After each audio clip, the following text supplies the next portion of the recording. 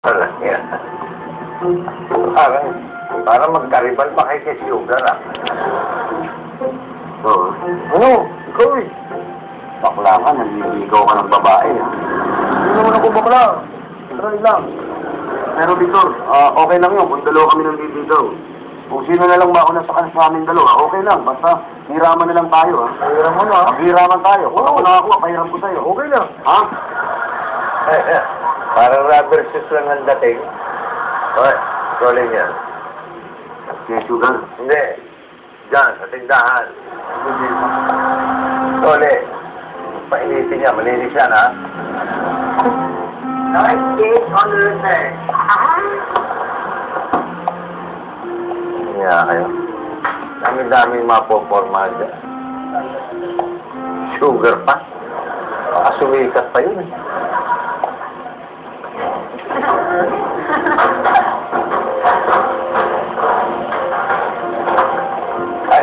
Ay, Bella. Hi, Teka, Victor. dito ka na mo po. Anong orderin mo? Ay, Victor, baka hindi kami kakain dito ngayon eh. Bakit? Dahil ititreat kami ng bago namin supervisor ngayon. Excuse me.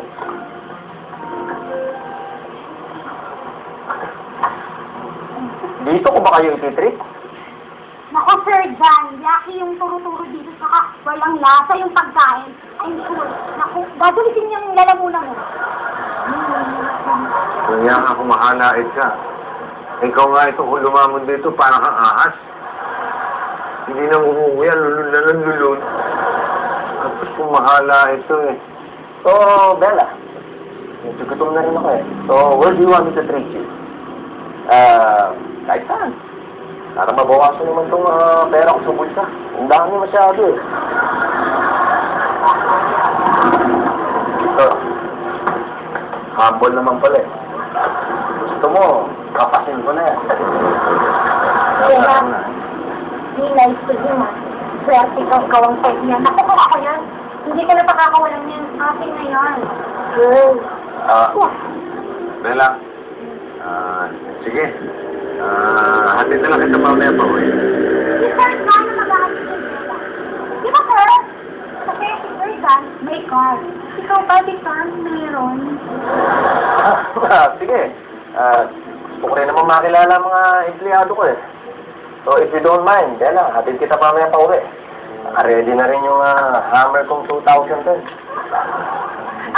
Sir, oo daw. Sabi ni Bella. Oo daw. Let's go. Let's go. Gusto mo? Let's go. Let's go. Let's go. Ay, Victor. Bye. Hammer, ah. Labas mo yung martilyo natin. Tirahin nyo na ito. Para mabawasan daw yung pera niya. Oh, yung pera ko sa pagador. Nagtataas ng kamay. Kami namang gastusin mo. Mas mayaman tong kaibigan ko. Pero, Yung pera natin. Oh, nandito ka doon. Tapos nakahilera yung pera. Gumagalaw. Kami namang gastahin mo. Kanina pa kami rito. May limit na sila. Ang balita yung damit na lola ko. Sasha, bakit din natin ibili si Bella ng bagong damit na gagamitin niya sa Flores de Mayo? Kenneth? Ay, naku. Kayo talaga mga lalaki. Wala kang alam ko dahil bili. At pinagkakasya ko na nga lang itong budget para sa mga gastos na ito eh. Tsaka hayaan mo, maganda yung damit ng lola ko. Ginamit niya yun nung Aswang Festival noon. Ay, Doko. Ay, kayo mga babae, ang hilig magtalo ng basura. Alam mo, imbis na nagre-reklamo ka dyan, tulungan mo na lang kaya ako para mahanap yun. Ay. Ang kulay din. Ay! Yung ito! Ito na yung dal. Naregalo ko sa'yo. Yung first date natin noon. Pumunta tayo sa North Cemetery. Oh, naku. Ang cute-cute naman nito. Tignan mo, nakakalimutan ko na. Aling Patoy, maraming salamat dito sa mga pinahiram mong kaldero, ha? Dahil sa namin lulutuin sa Flores de Mayo.